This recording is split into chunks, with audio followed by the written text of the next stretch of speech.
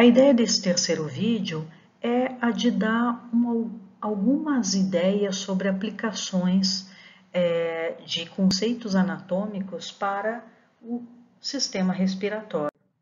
Então, por exemplo, quando a gente precisa entender uma alteração na voz, na rouquidão da pessoa, ou o entendimento de como está a anatomia dessa garganta, que seria a faringe dessa pessoa, o que estaria acontecendo? Nós temos como acessar, seja da cavidade oral, seja pela cavidade nasal, com um espelho, um equipamento com uma fibra óptica, e nós podemos visualizar as cordas vocais, visualizar estruturas, inclusive nas divisões dos brônquios. Então, nós conseguimos estudar alterações que porventura possam ocorrer no sistema respiratório desse indivíduo, seja em vias aéreas mais superiores ou em vias aéreas mais inferiores.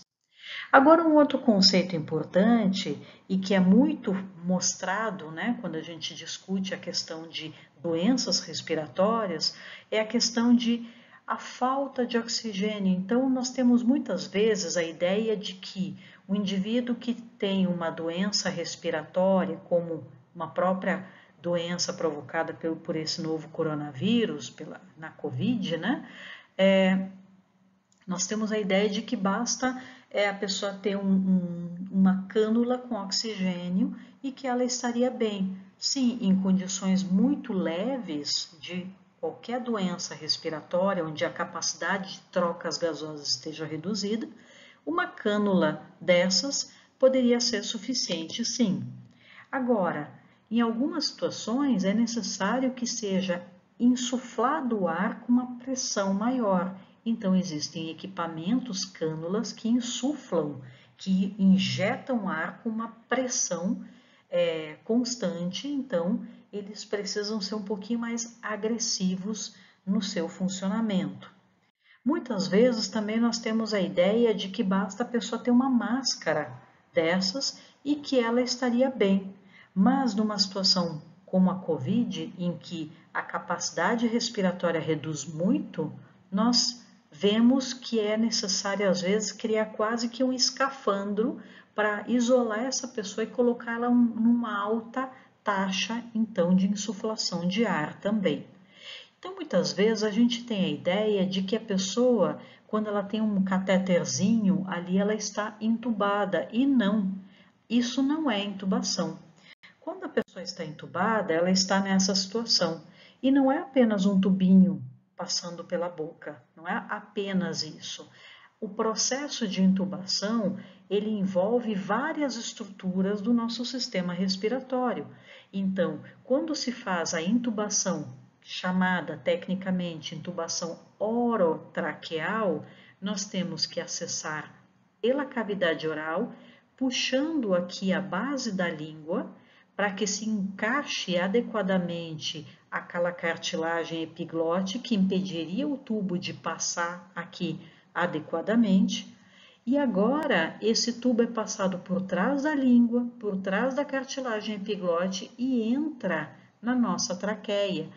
É conectado na ponta dele um balãozinho que vai manter ele preso na traqueia. Então o ar obrigatoriamente passa por esse catéter aqui que está saindo pela boca. Então às vezes a pessoa diz: "Ah, é só um tubinho na boca". Não, é o tubinho que está passando pela boca, passando pela laringe toda, mantendo-se preso através de um balãozinho interno e insuflando com uma pressão enorme ar para dentro desse pulmão, permitindo que ar entre e saia de maneira controlada. Então, é uma forma que se tem de controlar a quantidade de ar que entra, a quantidade de ar que sai.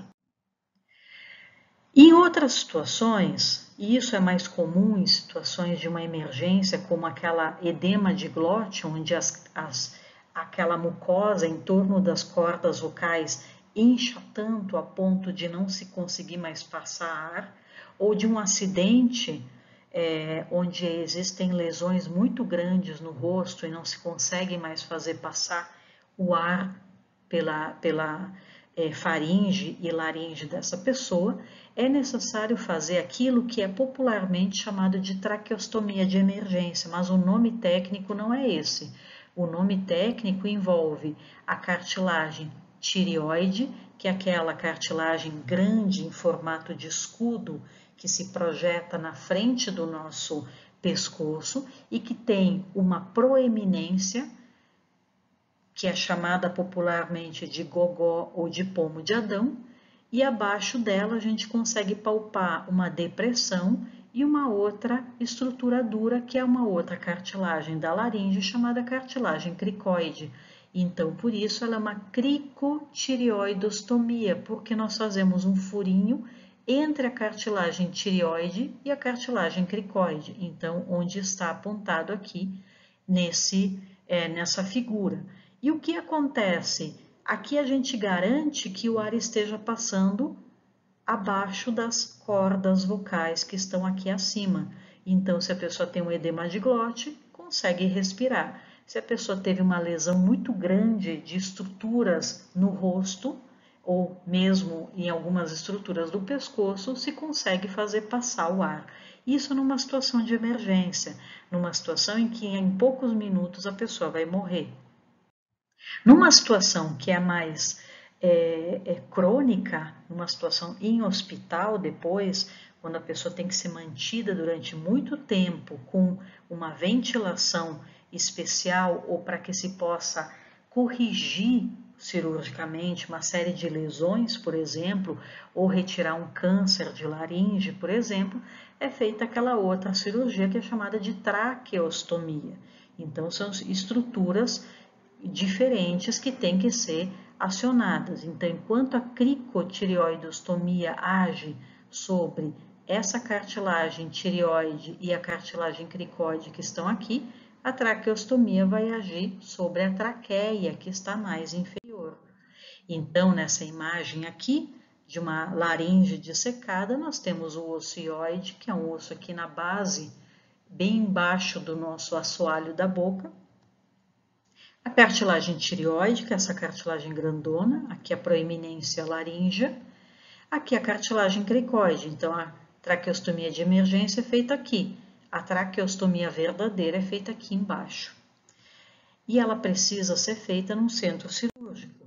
Por quê? Porque eu estou agora afastando músculos, mexendo na glândula tireoide, mexendo em vasos sanguíneos grandes. E agora eu vou colocar um tubo que fica conectado e fica fixo durante muito tempo. Então, a pessoa fica com essa conexão desta forma. Então, umas situações em que a pessoa está entubada com intubação orotraqueal, por exemplo, com uma incapacidade respiratória na COVID, ela pode passar a precisar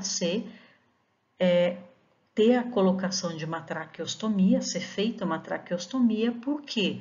Porque aí se mantém um controle melhor sobre a ventilação dessa pessoa.